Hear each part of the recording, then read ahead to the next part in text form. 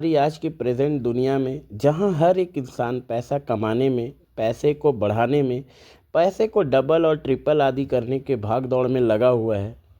इस समय जो सबसे आवश्यक चीज़ जो है, पैसे को समझना जो बहुत ज़रूरी है मेरे हिसाब से।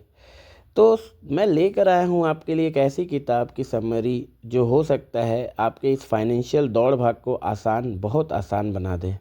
अगेन हेलो दोस्तों, स्वागत है आपका इस ऑडियो बुक की जर्नी जो कि है साइकोलॉजी ऑफ मनी। तो इस किताब में सबसे पहले इंट्रोडक्शन का पार्ट मैं लेता हूँ, जिसमें लेखक अपने कुछ एक्सपीरियंस शेयर करते हैं और कहते हैं, मैंने अपने कॉलेज के वर्ष लॉस एंजलिस के एक बढ़िया होटल में सेवक के रूप में बिताए हैं।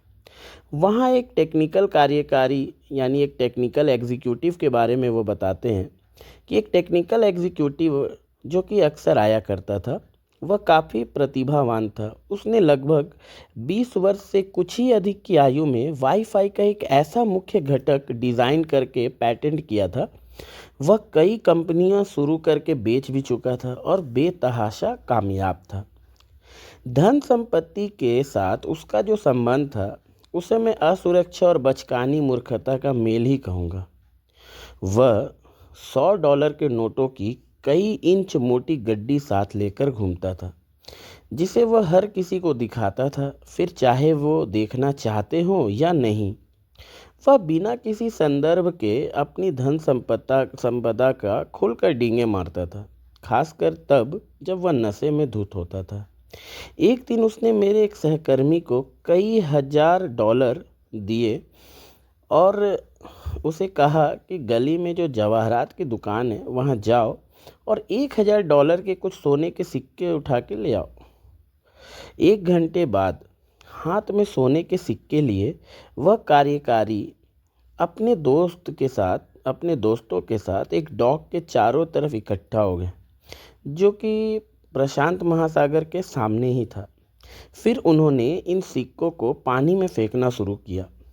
वे इन सिक्कों को कंकड़ों की तरह उछालते और फिर इसका किसका सिक्का दूर गया ये बात को बहस करते और ठहाके मारकर हंसते, सिर्फ मनोरंजन के लिए। कुछ दिनों बाद उसने होटल के रेस्टोरेंट के एक लैंप को तोड़ दिया था, गलती से ही। एक मैनेजर ने उसे कहा कि वह $500 का लैंप था, उसे इसकी भरपाई करनी होगी। तुम्हें $500 चाहिए? कार्यकारी ने गुस्साए हुए पूछा और जेब से नोटों की एक गड्डी निकालकर मैनेजर को देते हुए कहा, यह रहे $5000। अब मेरे सामने से दफ़ा हो जाओ तुम, और फिर कभी भी अपनी इस तरह से मेरी बेइज्जती करने की कोशिश मत करना। अब आप सोच रहे होंगे, आखिर इस तरह का व्यवहार कब तक चल सकता था? और इसका जवाब है, ज़्यादा दिन तक तो नहीं। कई वर्षों के बाद मुझे पता चला कि वह दिवालिया हो गया। इस किताब का आधार यह है, धन संपत्ति के मामले में आप कितना अच्छा मैनेज करते हो, यह इस बात पर निर्भर नहीं करता है कि आप कितने होशियार हैं, बल्कि इस बात पर ज़्यादा डिपेंड करता है कि आपका व्यवहार कैसा है, आपका बिहेवियर कैसा है। और व्यवहार सिखाना एक कठिन कार्य है उन्हें भी जो एक्चुअल में होशियार है। एक प्रतिभाशाली व्यक्ति जो कि अपनी भावनाओं को नियंत्रण खो दे, वह एक फाइनेंशियल डिजास्टर हो सकता है। और इसका ऑपोजिट भी सत्य है कि अगर कोई फाइनेंशियल डिजास्टर आता है तो ऑब्वियस सी बात है कि इस वजह से भी आ सकता है कि वह एक प्रतिभाशाली व्यक्ति ही ना हो। चलिए आगे बढ़ते हैं। सामान्य व्यक्ति जिन्हें वित्तीय ज्ञान नहीं है, धनी हो सकता है अगर उसके पास व्यवहारिक कौशल हो, जिनके लिए बुद्धिमत्ता और औपचारिक युक्तियों की आवश्यकता नहीं होती है। मेरी पसंदीदा विकिपीडिया प्रविष्टि आरंभ होती है, रोनाल्ड जेम्स रीड, एक अमेरिकी जनहितैषी। जनहितैषी मतलब फिलेंथ्रोपिस्ट, जो कि एक धनी व्यक्ति, सबकी मदद करने वाला ऐसे व्यक्ति, एक निवेशक, जेनिटर और गैस स्टेशन परिचर थे। रोनाल्ड रीड का जन्म एक ग्रामीण वार्मंट में हुआ था। वे अपने परिवार से हाई स्कूल पास करने वाले पहले सदस्य थे। यह इसलिए भी और अधिक प्रभावशाली है कि प्रतिदिन रास्ते में अन्य लोगों से लिफ्ट लेकर कैंपस वो जाया करते थे। जो रोनाल्ड रीड को जानते थे उनके जीवन के बारे में बताने योग्य ज़्यादा कुछ नहीं था। उनका जीवन इतना सामान्य था जितना किसी का भी हो सकता है।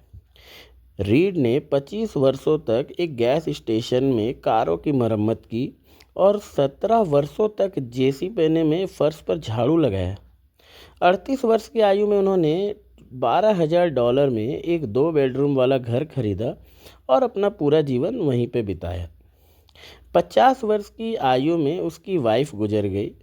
उसके बाद उसने कभी भी दोबारा शादी नहीं की। उनके एक मित्र का कहना है कि उसका खास शौक ईंधन की लकड़ियों को काटना था। वर्ष 2014 में 92 वर्ष की आयु में जब उसका निधन हुआ तब जाकर के उसने सुर्खियां बटोरी। 2014 में टोटल 28 लाख अमेरिकी नागरिकों की मृत्यु हुई थी। उनमें से 4,000 से कम लोग ऐसे थे जिनकी संपत्ति $8 मिलियन या उससे अधिक थी। रोनाल्ड रीड उनमें से एक थे। अपनी वसीयत में इस पूर्व जेनिटर ने अपने बच्चों के लिए $2 मिलियन और स्थानीय हॉस्पिटल और पुस्तकालय के लिए $6 मिलियन छोड़े थे। जो रीड को जानते थे वे चकराए हुए थे कि इनके पास इतना पैसा आखिर आया कहाँ से। बाद में पता चला कि इसमें कोई भी रहस्य है ही नहीं। ना तो उसने कोई लॉटरी जीती थी और ना ही उसे ये पैसा विरासत में मिला था। रीड ने जितना संभव था उतना बचत किया और सारा पैसा ब्लू चिप स्टॉक में लगा दिया। फिर उसने दशकों तक प्रतीक्षा की जब तक कि वह छोटा सा निवेश राशि बढ़कर $8 मिलियन ना बन गई। बस इतना ही था एक जेनिटर से एक जनहितैषी, एक फिलैंथ्रोपिस्ट तक की कहानी। रोनाल्ड रीड की मृत्यु से कुछ माह पहले रिचर्ड नाम का एक व्यक्ति खबरों में था। रिचर्ड फुस्कॉन वह सब कुछ था जो रोनाल्ड रीड नहीं था।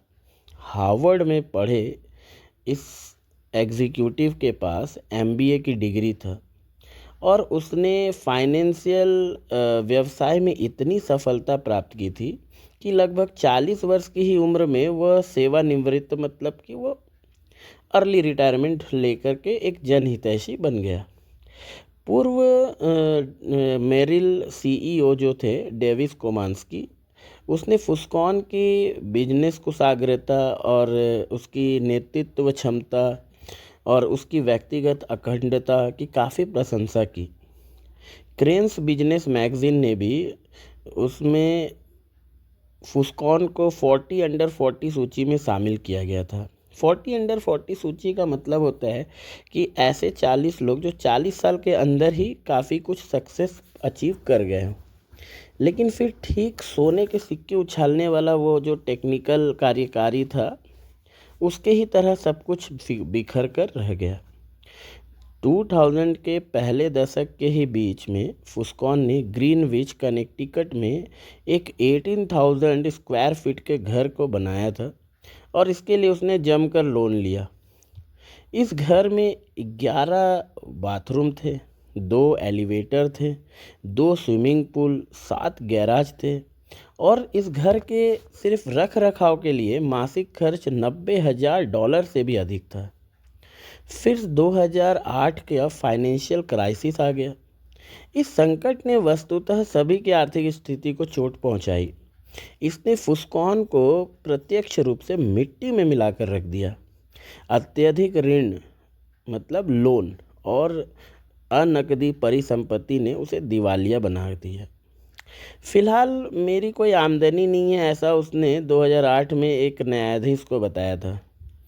पहले उसका पाल्म बीच में एक घर था, उसको कब्जा कर लिया गया और 2014 में ग्रीनविच का मैंसन, जिसे उसने लोन लेकर बनाया था, उसकी बारी आई। ग्रीनविच का घर जहां अतिथि घर के अंदर से स्विमिंग पूल के ऊपर आर पार नज़ारे वाले आवरण पर खाने और नृत्य और रोमांच का स्मरण करते थे, उसे इंश्योरेंस कंपनी द्वारा अनुमानित लागत से 75% कम की राशि में नीलाम कर दिया गया। रोनाल्ड रोनाल्ड रीड जो थे वो धैर्यवान थे और रिचर्ड फुस्कॉन वो लालची, और बस इतना ही काफ़ी था दोनों के बीच के शिक्षा और अनुभव के विशाल अंतर को ग्रस्त करने के लिए। यहाँ सीख रोनाल्ड रीड की तरह ज़्यादा या रिचर्ड फुस्कॉन की तरह कम बनने की नहीं है, हालांकि वह भी कोई बुरी सलाह नहीं है। इन कहानियों की दिलचस्प बात यह है कि फाइनेंस के संबंध में ये कितनी अनोखी है। ऐसा कौन सा दूसरा उद्योग है जिसमें एक ऐसा व्यक्ति जो किसी कॉलेज डिग्री, प्रशिक्षण, पृष्ठभूमि, औपचारिक अनुभव और संपर्कों के बिना किसी ऐसे को पछाड़ दे जिसके पास सर्वश्रेष्ठ शिक्षा, प्रशिक्षण और संपर्क हो। मैं ऐसा और कोई उद्योग तो सोच ही नहीं सकता हूँ। एक ऐसी कहानी की परिकल्पना करना जहाँ रोनाल्ड रीड किसी हार्वर्ड प्रशिक्षित सर्जन से ज़्यादा अच्छा हार्ट का सर्जरी कर रहे हो, यह बिल्कुल असंभव है। या फिर श्रेष्ठ प्रशिक्षित वास्तुकारों यानी आर्किटेक्ट से बेहतर गगनचुंबी इमारतें बना रहे हो, ऐसा भी नहीं हो सकता है। या ऐसा भी कोई कहानी नहीं होगी जहां एक जेनिटर किसी विश्व के जाने माने परमाणु इंजीनियरों को मात दे सके, ऐसा भी नहीं हो सकता है। लेकिन इन्वेस्टमेंट, निवेश के क्षेत्र में, फाइनेंस के क्षेत्र में ऐसी कहानियां होती है। रोनाल्ड रीड के रिचर्ड फुस्कॉन का सहवर्ती होने के दो स्पष्टीकरण हैं। पहला, फाइनेंशियल परिणाम भाग्य द्वारा संचालित होते हैं और इसका बुद्धिमत्ता एवं प्रयास से कोई संबंध नहीं होता है। यह कुछ हद तक सच है और यह किताब इस पर विवरण में चर्चा आगे करेगी। वित्तीय सफलता यानी कि फाइनेंशियल जो अचीवमेंट है वो कोई कठिन विज्ञान नहीं है। यह एक व्यवहारिक कौशल है जहां आप किस तरह व्यवहार करते हैं ये अधिक महत्वपूर्ण है, बजाय इसके कि आप क्या जानते हैं। मैं इस व्यवहारिक कौशल को ही साइकोलॉजी ऑफ मनी का नाम देता हूँ। इस किताब के लेखक इस बात को कह रहे हैं कि मैं इसी बिहेवियर जो कौशल है, इसी चीज़ को मैं साइकोलॉजी ऑफ मनी कहता हूँ। इस किताब के का उद्देश्य छोटे छोटे कहानियों के द्वारा आपको यह विश्वास दिलाना है कि व्यवहारिक कौशल संपत्ति के टेक्निकल पहलू से अधिक महत्वपूर्ण है। मैं ऐसा इस प्रकार करूँगा कि सभी रीड से लेकर फुस्कॉन और बीच में बाकी सब बेहतर वित्तीय निर्णय लेना सीख सके। और जैसा कि मैंने जाना है, यह व्यवहारिक कौशल काफ़ी इम्पोर्टेंट है। फाइनेंस को मुख्य तौर पर गणित आधारित क्षेत्र के रूप में पढ़ाया जाता है, जहां आप किसी फार्मूला में डेटा डालते हैं और आपको फार्मूला बताया जाता है, आपको ऐसा करना है और यह मान लिया जाता है कि आप इसको करोगे। व्यक्तिगत फाइनेंस में यह सच नहीं है, जहां आपको बताया जाता है कि आपके पास 6 माह की आपातकालीन राशि होनी चाहिए, 10% आपकी बचत में जाने चाहिए। निवेश में यह सच है जहां हमें ब्याज दर और मूल्यांकन के बीच पहले का सहसंबंध यानी प्रीवियस जो भी रिकॉर्ड है यथार्थ रूप से पता होता है। और यह कॉर्पोरेट वित्त में भी लागू होता है, जहां CFO पूंजी का सटीक मूल्य माप सकते हैं। ऐसा नहीं है कि इनमें से कोई भी बात बुरी है। बात यह है कि जानने से क्या करना है आपको यह पता नहीं चलता है जब तक कि आप इसे करने की कोशिश नहीं करोगे। दो विषय ऐसे हैं जो सभी को प्रभावित करते हैं, फिर चाहे आप उस पर दिलचस्पी लेते हो या ना लेते हो। स्वास्थ्य और धन। स्वास्थ्य सेवा उद्योग आधुनिक विज्ञान की एक ऐसी विजय है जिसमें विश्व भर के डॉक्टरों के पुराने विचारों को पलट कर रख दिया है। इसके कारण वस्तुतः सभी अधिक स्वस्थ भी हैं। धन, उद्योग, निवेश, व्यक्तिगत फाइनेंस, व्यवसाय, यह एक अलग कहानी है। यह भी एक अलग कहानी है। फाइनेंस ने पिछले 2 दशकों में विश्वविद्यालयों में से सबसे होशियार दिमाग वालों को बटोरा है। 1 दशक पहले प्रिंसटन स्कूल ऑफ इंजीनियरिंग में फाइनेंशियल इंजीनियरिंग सबसे लोकप्रिय मुख्य विषय था। क्या यह इस बात का प्रमाण है कि इनमें से एक भी बेहतर निवेशक बने हैं? मुझे तो ऐसा नहीं लगता है। वर्षों की सामूहिक प्रयत्न त्रुटि विधि से हमने बेहतर किसान, कुशल प्लम्बर और विकसित रसायनज्ञ बनना तो सीख लिया है। लेकिन क्या प्रयत्न त्रुटि विधि ने हमें अपने पर्सनल फाइनेंस में बेहतर होना सिखाया है? क्या लोन में डूबने की हमारी संभावना कम हुई है? या फिर क्या हम बुरे दिनों के लिए बचत करने के लिए अधिक योग्य हैं? या हम अर्ली रिटायरमेंट होने के लिए अधिक तैयार हैं? या फिर धन दौलत हमारे सुख के लिए क्या करती है और क्या नहीं? क्या इस बारे में हमारे विचार यथार्थवादी हैं? मैंने तो इन सब बातों का कोई दमदार प्रमाण नहीं देखा है। मेरे अनुसार ऐसा होने का कारण यह है कि हम धन दौलत के बारे में जो सोचते हैं और सीखते हैं वह बिल्कुल उसी प्रकार है जैसे कि हम भौतिक विज्ञान सीखते हैं, नियमों और विधियों के साथ, ना कि मनोविज्ञान की तरह भावनाओं और बारीकी से। और यह मेरे लिए उतना ही दिलचस्प है जितना कि आवश्यक। पैसा हर जगह है, यह हम सबको प्रभावित करता है और हम में से अधिकांश को भ्रमित भी। हर कोई पैसे के बारे में कुछ अलग ही ढंग से सोचता है। यह हमें ऐसे सबक सिखाता है जो हमारे जीवन के कई पहलुओं में लागू होते हैं, जैसे जोखिम उठाना, आत्मविश्वास और सुख। कुछ विषय ऐसे हैं जो यह जानने और समझने के लिए अधिक शक्तिशाली आवर्धक लेंस प्रदान करते हैं कि लोग जिस प्रकार पैसे के प्रति आचरण करते हैं वे आखिर ऐसा क्यों करते हैं। यह पृथ्वी पर सबसे बड़े प्रदर्शनों में से एक है। धन दौलत के मनोविज्ञान के प्रति मेरा स्वयं का अभिमूल्यन इस विषय पर 1 दशक से भी अधिक लेखन के द्वारा विकसित हुआ है। मतलब यहाँ पे लेखक कहना चाहते हैं कि 10 साल लगा है उनको ये साइकोलॉजी ऑफ मनी के किताब को लिखने में, अपने विचारों को यहाँ पे रखने में।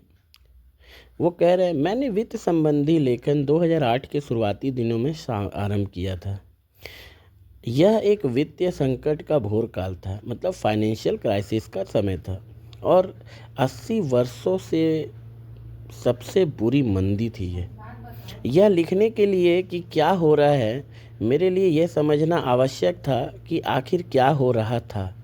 लेकिन इस फाइनेंशियल क्राइसिस के बाद सबसे पहली चीज़ जो मैंने सीखी वह यह है कि कोई भी यथार्थ रूप से नहीं बता सकता है कि क्या हुआ और क्यों। इसे लेकर क्या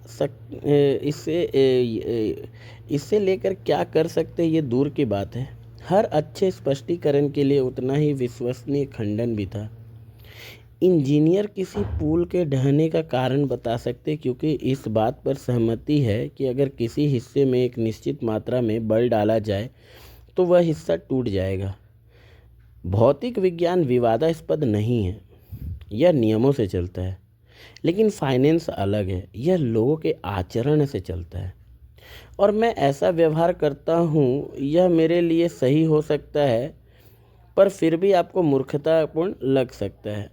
फाइनेंशियल संकट के बारे में जितना मैंने पढ़ा और सीखा है उतना ही मुझे एहसास हुआ है कि आप इसे फाइनेंस के बजाय साइकोलॉजी और इतिहास के लेंस के द्वारा बेहतर समझ सकते हैं। यह समझने के लिए कि लोग क्यों लोन में डूब जाते हैं, आपको ब्याज दर का अध्ययन करने से आवश्यकता नहीं। आवश्यक यह है कि आप लालच, असुरक्षा और आशावाद के इतिहास का अध्ययन करें। यह जानने के लिए निवेशक बियर मार्केट के तल पर क्यों बेच देते हैं, आपके भविष्य के अपेक्षित रिटर्न का गणित समझने की आवश्यकता नहीं। आवश्यकता यह है कि आप इस व्यथा के बारे में सोचें जो आपके परिवार की ओर देखकर होगी यदि आपके निवेश उनके भविष्य को खतरे में डाल रहे हो। मुझे वोल्टेयर का यह अवलोकन बहुत पसंद है कि इतिहास कभी खुद को नहीं दोहराता, मनुष्य हमेशा दोहराता है। पैसे को लेकर हमारा आचरण कैसा है इस बात पर यह बहुत अच्छे से लागू होता है। 2018 में मैंने उन 20 सबसे महत्वपूर्ण खामियों, पूर्वाग्रह और बुरे व्यवहार के कारण को रेखांकित करते हुए एक रिपोर्ट लिखी जिन्हें मैंने धन संबंधी लेन देन में लोगों को प्रभावित करते देखा है। इसका शीर्षक साइकोलॉजी ऑफ मनी था और लगभग 10 लाख से भी अधिक लोगों ने इसे पढ़ा है। इस किताब ने इस विषय को और गहराई से अवलोकन किया है। रिपोर्ट में से कुछ लघु पैसेज बिना बदलाव के लिए गए हैं। आपके हाथ में फ़िलहाल ये 20 अध्याय का किताब है, जिनमें से हर एक मेरे अनुसार धन संपत्ति के मनोविज्ञान की सबसे महत्वपूर्ण और प्रति अंतःप्रज्ञात्मक विशेषताओं का वर्णन करता है। सभी अध्याय एक मूल विषय के इर्द गिर्द घूमते हैं, लेकिन साथ ही अपना एक अस्तित्व भी रखते हैं और स्वतंत्र रूप से पढ़े भी जा सकते हैं। यह एक लंबी किताब नहीं है। आपका स्वागत है। अधिकतर पाठक इन पुस्तकों को समाप्त नहीं कर पाते हैं जिन्हें वे पढ़ना आरंभ करते हैं, लेकिन अधिकांश इकलौते विषयों को 300 पृष्ठों के विवरण की आवश्यकता नहीं होती। इसके बदले मैं 20 लघु बिंदु लिखना पसंद करूंगा जिन्हें आप समाप्त कर सकें, बजाय एक लंबी किताब के जिसे आप बीच में पढ़ना छोड़ दें। तो ये रहा इस किताब का इंट्रोडक्शन वाला पार्ट। तो आप सोच सकते हो दोस्तों कि जिसका इंट्रोडक्शन पार्ट इतने अच्छे कहानियों से और अच्छी सीखों से भरी हुई थी, तो ये पूरा किताब क्या क्या हमें सिखाने वाला है। तो मिलते हैं अब हम लोग इसके पहले अध्याय में, हमारे अगले वीडियो में आप देखोगे। और इस अध्याय का नाम है नो वन इज़ फूल, मतलब कोई यहाँ मूर्ख नहीं है। नो वन इज़ क्रेज़ी, मतलब कोई मूर्ख नहीं है। तो इसे हम अपने अगले वीडियो में शामिल करेंगे। तब तक के लिए धन्यवाद, और सीखते रहिए और अपने आप को फाइनेंशियली मजबूत करते रहिए। Thank you.